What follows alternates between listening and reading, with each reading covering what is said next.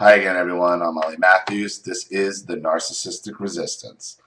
And this resistance video is a sponsored video, sponsored again by Chiquita. And this is a third update for Layla. You guys all know Layla by now. And here's her story.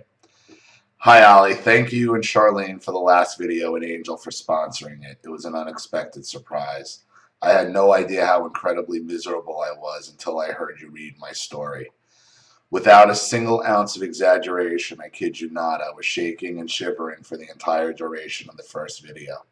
I was clutching at the blanket, wrapping myself in it, but it did not stop the shaking, and for the entire 1 hour and 18-minute duration of the video, I was shaking, teeth rattling, trembling.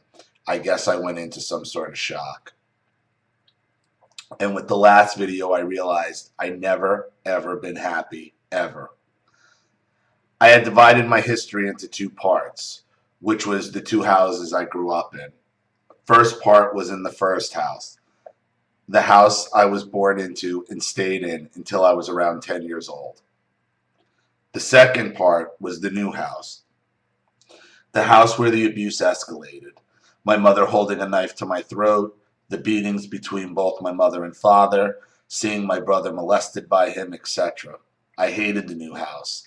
I spent more than 20 years hating it. I thought we moved in here and everything got fucked up. We were so happy in the old house. But actually we weren't. The first house, well, that was where I got molested by my cousin. How the fuck could I forget that took place there? When it happens so often within the family, and it just runs into each other. All the things with my mother started there, and somehow I just forgot that, or perhaps rather I put it all to one side because deep down I wanted at least one place where I had some peace and happiness, one mental escape. So when shit went south in my mind, I escaped to the old house, and it was like this idyllic place in my mind where everything was perfect. I kept saying, if only we stayed there, wanting to believe so badly that this house, the move, something here influenced the narcissistic side of my parents to emerge. How naive. We will look for anything, any explanation to reassure ourselves. I thought my mother has abusive tendencies from far back as I can remember, but surely that one place gave me some happiness for a while. No. In fact, that first house, that idyllic place in my mind, was where I learned to hide from the truth. That was where my fake self was created, the fake Layla that would smile from ear to ear, pushing the tears back as far as possible, trying to make everyone happy, even after them just slapping me across the face. The fake Layla was born in that first house. The real Layla was suppressed in that house. I learned how to hide there and push myself down so far back that I only came out in a snippet during some argument or yelling match.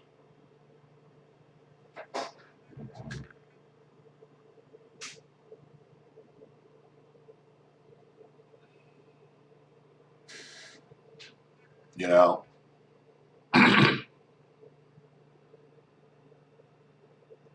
when I think back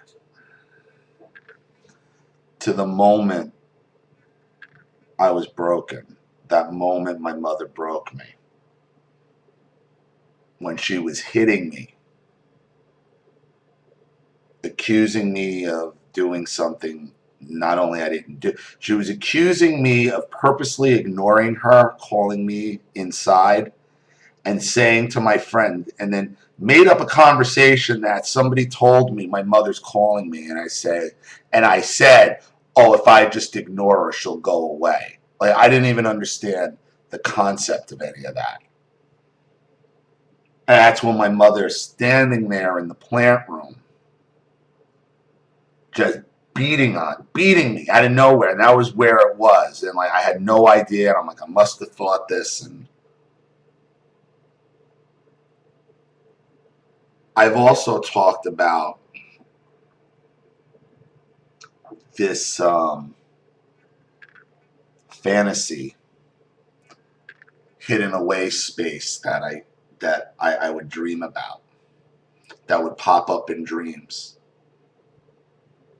Like sometimes it was like this room that sometimes was hidden above the garage, sometimes was hidden in a corner of the basement. Nobody was secret wall in the basement. It was always a secret. And what was in that room, and I said this before, and it's a lot of what you see here, was my parents' living room furniture, the couches, because they had like this dark brown kind of an Egyptian cool pattern. It was like a rust brown with gold and blues, and it was like a really popped. It had all these cool colors.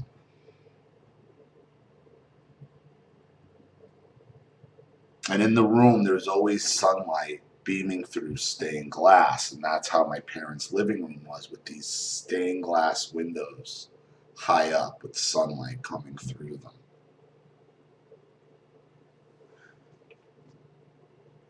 And I've talked about that space before in a video. I couldn't tell you where. And now I'm realizing, after reading what you're writing,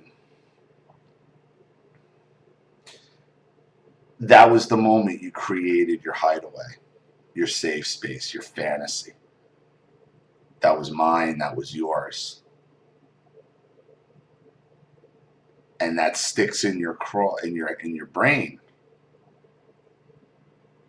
Now mine would only manifest in my dreams. I'd only see it. You have built it into more reality, as a child like that. But it was at that moment of trauma that you found your safe space. I guess I must have been because I was focusing on that furniture, because the plant room was next to the living room. That was the scene when she was beating on me. And I just must have escaped into that. And that stuck in my brain for years. Wow. The real relationship with my mother began there. The stolen charity money incident, Miss Piggy comments, the abuse, etc. took place there the moment you were broken. And when you were at the moment you were broken, you also created your safe spot, your fantasy, how you really want things to be.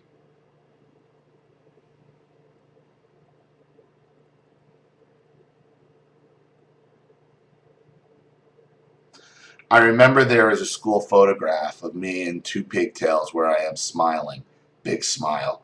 Everyone always comments on that picture about how smiley I am. Ollie, I was fucking miserable.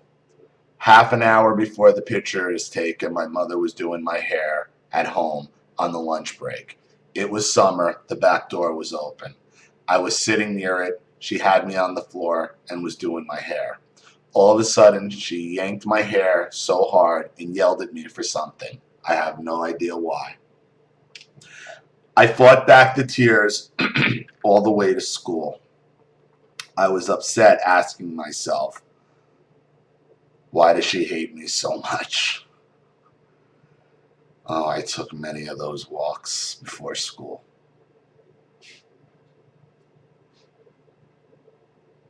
You can still feel the beating or the hair. My mother was a huge hair, yank you around by your hair.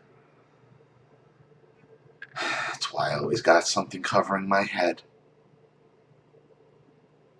That, my father hitting me in it. Because when my head's uncovered, I feel vulnerable. Somebody can get at it. I would walk a few steps, stand, sulking, fighting the tears back, pulling the leaves off people's bushes in their gardens, feeling sad, angry, and hated.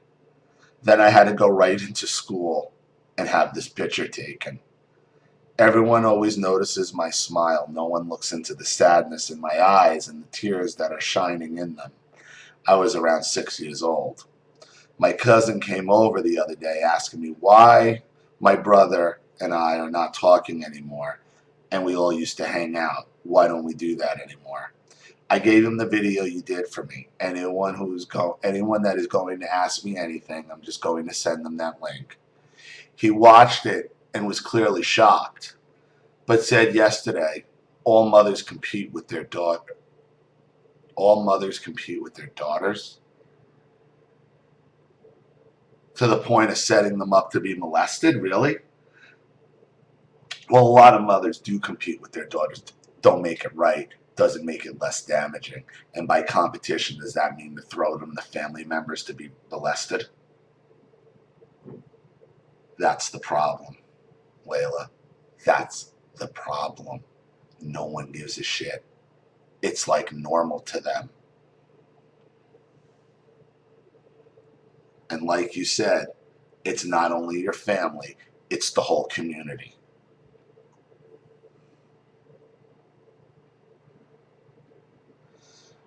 But I know this isn't competition. This is sheer hatred. She sent me into a hotel room with a man knowing full well what he could do to me. That's not competition. That's total annihilation. Am I wrong, Ollie? No. From what you know of my mother, do you think this is just healthy competition a mother feels towards her daughter? Healthy. Even if it is just competition, it's far from healthy. Come on.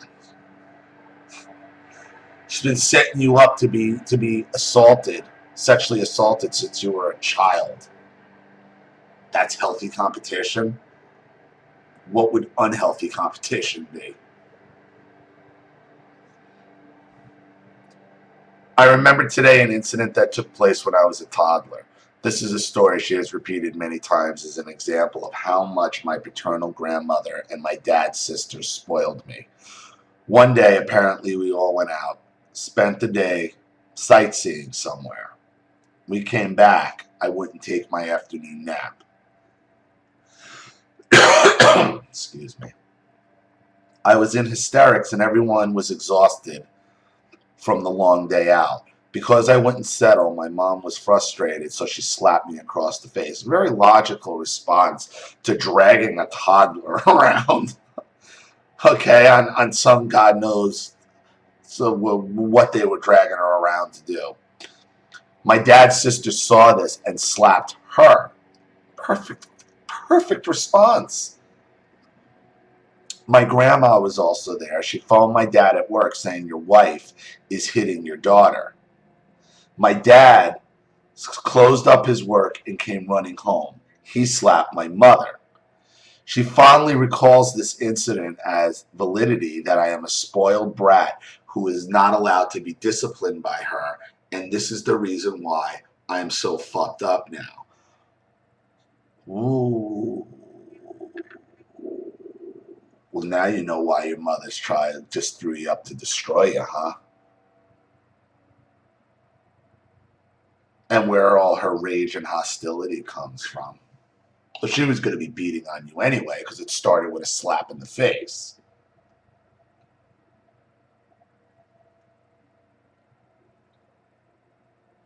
You think that's healthy competition? Everybody's way too handsy, obviously, in your family to begin with, but the proper response to slapping a toddler in the face is a direct slap in the face. You don't hit a toddler. Not when you're the one dragging the toddler around, wearing them out, right? I mean, come on. That's what toddlers do, is get upset. That's why they're toddlers. She was envious of how my dad and his family were towards me. His sister stayed with us for a few years before she got married. And as soon as she would get her wages, the first thing she would do was buy clothes and toys for me. Lots of dolls and tea sets. My mom hated this, and in private would take it out on me and then tell me, don't you dare cry, to hold my breath, and that she doesn't even want to hear any breath. I had to hold my tears in. That's why I say the real me, the one that wasn't allowed to mourn or express pain, was suppressed, and a fake version of me was born, the one my mother molded. Even now, when I am miserable, depressed, and cut them all out, that's the real me. That's raw. But that's what, but she wants the fake version to come downstairs, hang out with her, laugh with her, pull all of this out, pull all of this, put all of this in the back of my mind and push the pain down.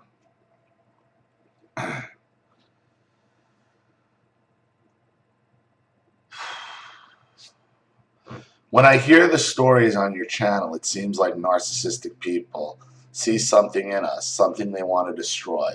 All the stories have a vein of envy in them, like a competition. My father's protectiveness over me didn't last long. I think my mother learned that if she overly attacks me, it will not work. So covertly, she would sit next to him and badmouth me, dump all her flaws on me, make me out to be arrogant, the problem child, and the one that needed extreme discipline. In that same first house, I remember my father changed so much. He began competing against us too. Keep in mind, I was only in this house until I was 10 years old. He would have parent-teacher evenings at school, and my father would go with me. I never understood why he did what I am about to share with you, Ollie, but it really fucked with my mind for years because it never stopped throughout my education. The teachers would all say I was a very confident child, joyful, intelligent, etc. He would also be given a written report to take home with him from all my subjects. He would come home and totally bash me to everyone. Instead of saying my teacher called me confident, he would say the teacher called me overconfident, that I misbehave and I'm a handful. In fact, even typing this, I can see those are the same adjectives my mother used to describe me. This trend continued for many years. As hard as I worked at school, it didn't matter. Everything I did to please my parents, but it was never good enough. I remember on one of those nights he came back from school, the teacher had been gushing over me, saying how helpful and creative I was, showing my dad projects I had done. And he had came home and told everyone that I manipulated everyone into thinking I was something special, and I was not. I was so hurt. I kept thinking, why does he hate me so much? Why am I not good enough? Why is he lying? Why? Because if you're that smart and that brilliant, then you can expose them that easily. And they were afraid of you. So they got to hold you down because they are afraid of you exposing them. They always go after us because we're special. They know we're the ones that can ruin them. But I never expressed it. I wasn't allowed to. It had been physically and psychologically beaten into me from childhood to hold my feelings, my tears, my breath in. Don't realize it, and I didn't. And in not doing this, I was no longer myself, but a synthetic version emerged. As soon as I would get beat, I would wipe the tears away and be told to get downstairs. I would then sit with the same people that beat me and watch TV or eat near them, acting like nothing happened. Exactly. My mother was very happy with this. And I was always eating. And if I had a knife, I was thinking, like, I just want to jab this in one of their throats. My mother was very happy with this. It was like to her, I got over it. And it made her feel like what she did wasn't so bad because normalcy resumed. That little spat happened and then everything went back to normal. And that's what family is. You stick together and move on. How can I move on from her getting me raped, Ollie? How can I move on from her holding a knife to my throat or pushing me or forcing me to marry that Pakistani dude? I was conditioned and trained like a dog to keep coming back for beatings, to never question. My brother and cousin tell me that's just how she is. She comes from a messed up family, that deep down she loves me, but that she just doesn't know how to show it. Well, she had her niece over from France for years, who she adored and called her daughter. She told me to my face and in front of her and many family members that she wishes that the niece was her daughter, and she told me for years that her niece is more valuable to her than me, that I could never be as good as her niece, her sisters. She said the same thing for all of them. She says her siblings are more valuable to her than me. I could never be like them. She says it publicly, privately. She doesn't care. Do you know what that does to a daughter? So then why won't she just let you leave? She is capable of love. She clearly adores her niece and siblings. She's not just capable of loving me. Oh wait, yeah, she's just not capable of loving me. There is hatred inside of her for me that I chose not to acknowledge. And listen, I don't think she loves her nieces or her siblings either. I think she sees them maybe as an escape. Maybe they have more money than she does. So that's where the value is. When she's talking value, she's actually talking physical money. Though she wants you to think it's emotional value, because that's all your mother really values, is her own positioning.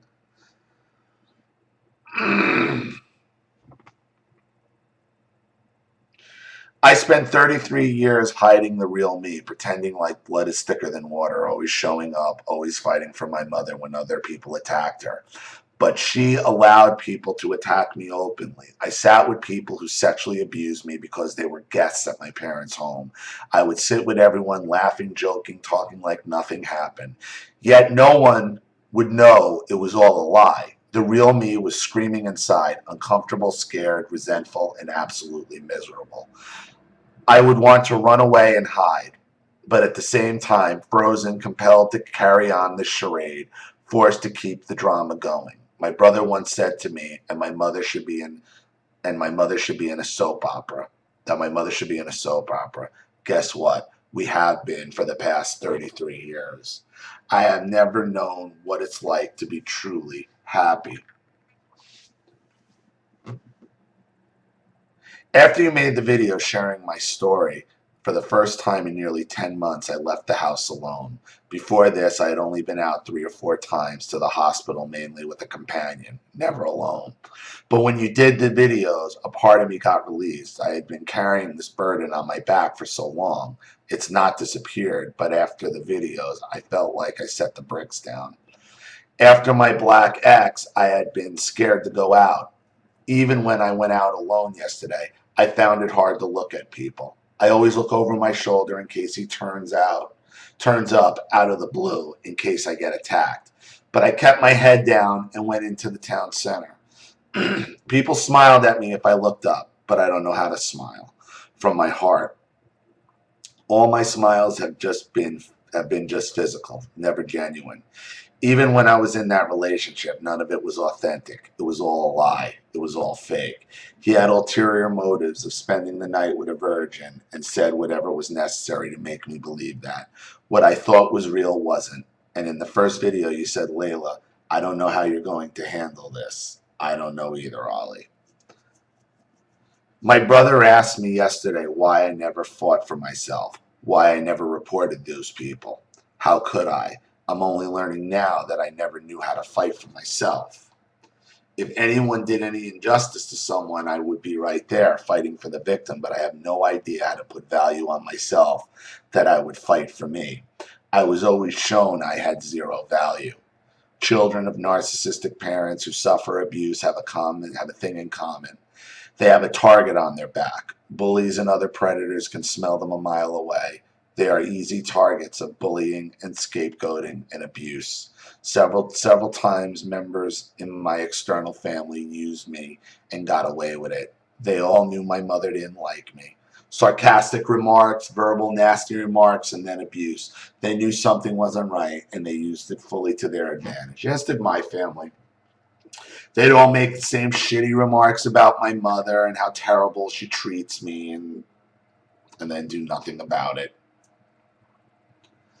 I remember my mom's cousin wanted to move out of her in-laws' house desperately. She had made it clear she wanted her own place. Her son has eczema. She came over one day, and I just said to her with no malice in my heart that kids get ill easily and she should keep them away from other kids. And my cousin, who is also in the same house, as he is sensitive, having eczema, and kids catch germs easily. She didn't say anything to me. Instead, she went home and went crazy, saying she demands to move out right now and that I have been rude to her, saying her son has germs, inferring that anyone staying in the same house is going to cause more arguments. That how dare I speak to her like that, saying that you keep your son away from my cousin. Everyone could see she wants to move out and is using any excuse, even using me, a 14-year-old kid at that point. But my mother and her sister could not see it. My mother yelled at me that I was a bitch and a big mouth, etc., and stood up for her, not me. My mom's cousin got away with calling me every name under the sun, and to this day never apologized. In fact, a few days after this incident, she came over to our house, and I refused to come down and greet the guests. My mother and her sisters forced me to come down and say hello and hug and kiss her. Do you see how the real me was not allowed to make an appearance? The real me would have made people uncomfortable. I remember sometime later, a cousin came to stay with us. Her parents, like, what is it with this revolving door of family, cousins, who's living with who? And the whole thing is deranged. It really is. Normal families don't live. It's not a revolving door of family members coming to live with everybody. With Muslims, though, I mean, it's just, here we go. Here, more and more. And it's usually some kind of immigration scam, some kind of fucking bullshit. As Layla already told you, it's her family, scams the government. This is another reason why they keep having more and more fucking cousins living with them.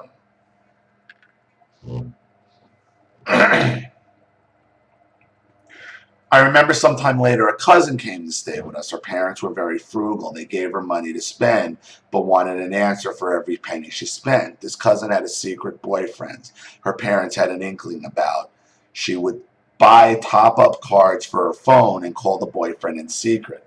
Well, she spent the money and couldn't explain it to them, how she bought the phone credit and used it up so fast. So guess what? She blamed me, that she gave the money to me to buy a bracelet and it will be delivered soon.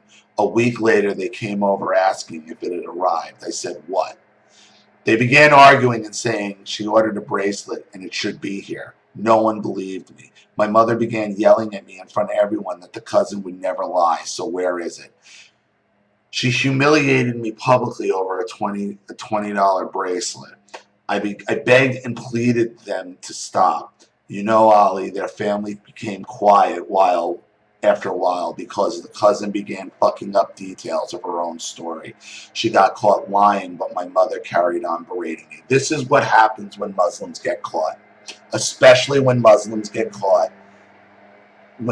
Especially when Muslims get caught in some kind of theft bullshit. They put on the drama. They put on, and you got it exactly right, Layla. It's a soap opera. It is an over-the-top soap opera of yelling, flailing, accusations, fainting, finger pointing. That's what it is. It's all a fucking show because it's all a manipulation. Because they'd rather blame you than her.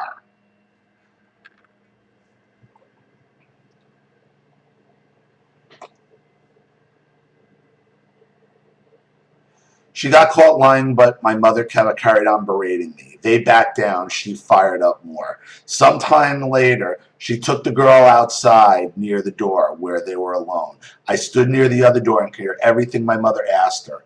Why were you lying? She said yes. My mom walked away. She publicly humiliated me, but she got a private confession out of her to save her reputation. My mother would do this to me in front of everyone to show them how little I am worth to her. In fact, her nieces from France have zero respect for me after seeing my mom and staying in our house. I remember one of them standing in front of the mirror using a straightening iron and asked her to put it on the floor instead of the wooden shelf. She ignored me and carried on like nothing happened. I asked her again with an attitude. She bent over, turned it off, stomped out of the room. I felt so humiliated and angry. But she was showing me, your mother doesn't have any respect for you. Why should I? Let me explain something to you here, Layla, how this works. Okay? How the Muslim soap opera works when you're caught. Okay? Typically, you'd always catch Muslims stealing as a family, believe it or not. Usually the women are being directed by the men to load up a baby stroller or load up a bag. Okay? So the first thing that's going to happen when you stop them, they're going to start screaming. The women are going to start screaming. The guy's going to come over. You son of a bitch. You son of a bitch. You son of a bitch. How dare you. How dare you. And then once the guy tries to realizes you're not going to back down. Okay? Because they do this trying to get you to back down. Okay? That's what the show is. Once they realize that's not going to work, the ones that don't touch you, because until they touch you, you can't do anything. Some of them are dumb enough to try to touch you, and then they figure out they're not going anywhere. Will then immediately turn and blame the wife. How? With a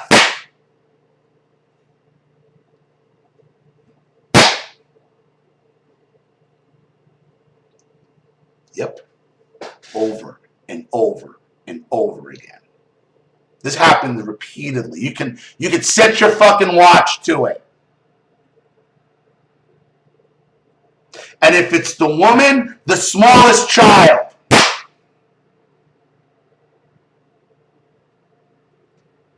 shit rolls downhill in your religion, Layla. It's all a part of the Islamic soap opera show. That's all this is. You're just the bottom of the food chain.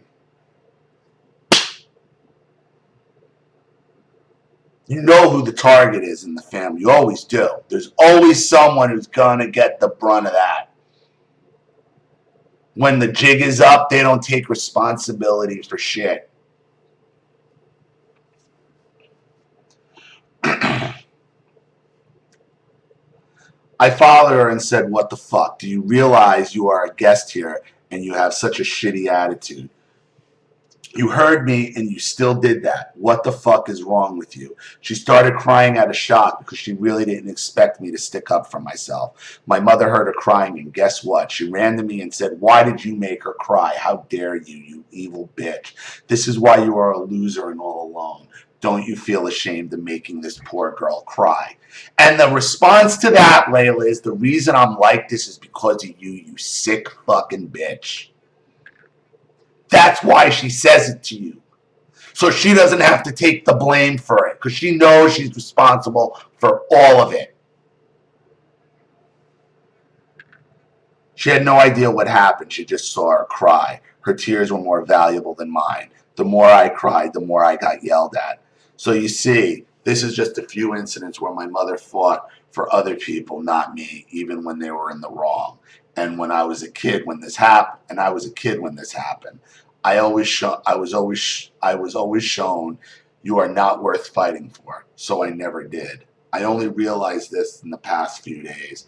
How absolutely fucking miserable have I been since being born? How little worth I was shown and even put on myself, and how utterly fucking hidden I've been.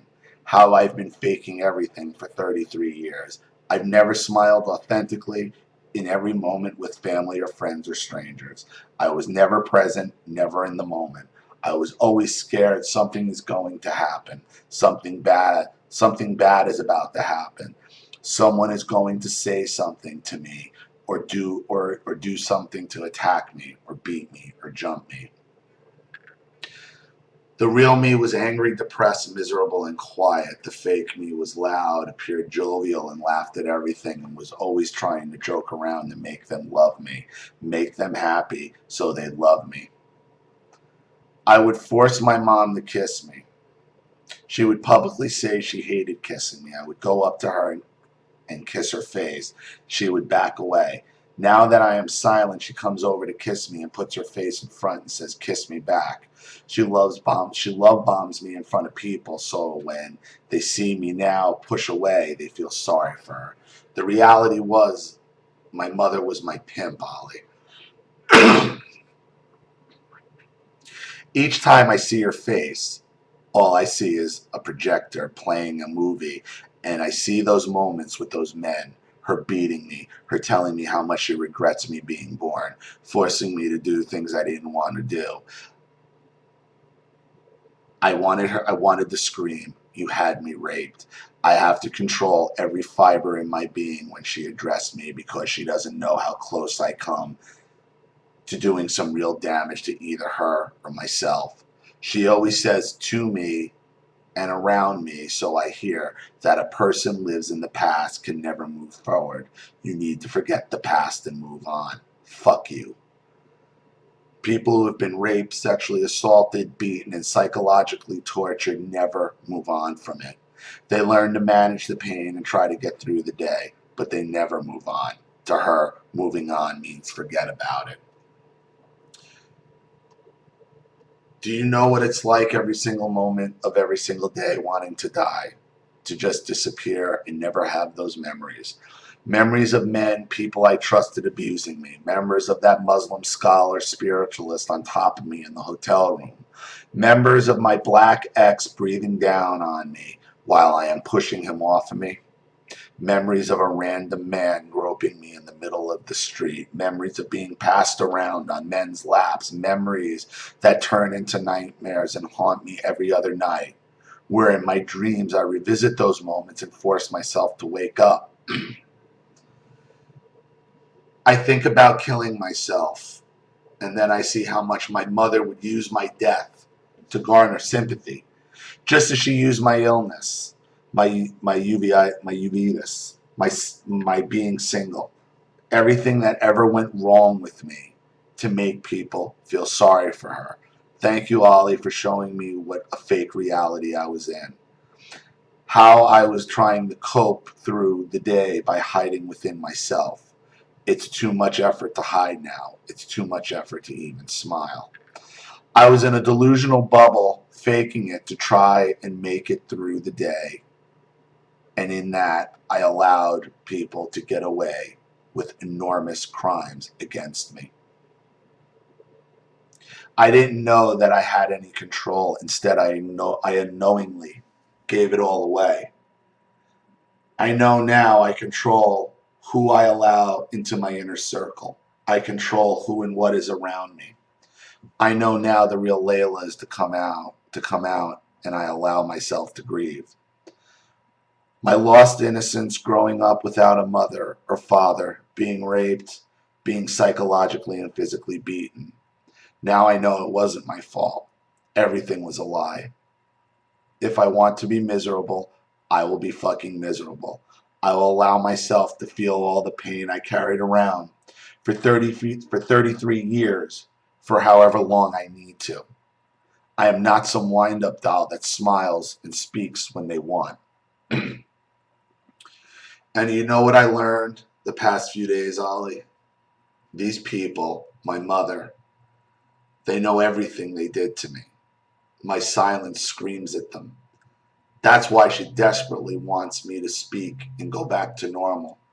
Because the silence shows her, you fucked up big time. She needs the fake Layla back to smile and laugh at her, because that's the reassurance that everything's okay between us. As long as everything looks good on the outside, she's happy. That's why no contact drives her crazy. Thank you for helping me leave the house in nearly 10 months and helping me find the real Layla.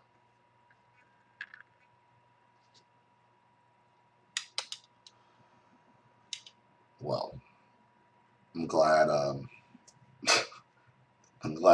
was able to help you out and gave you some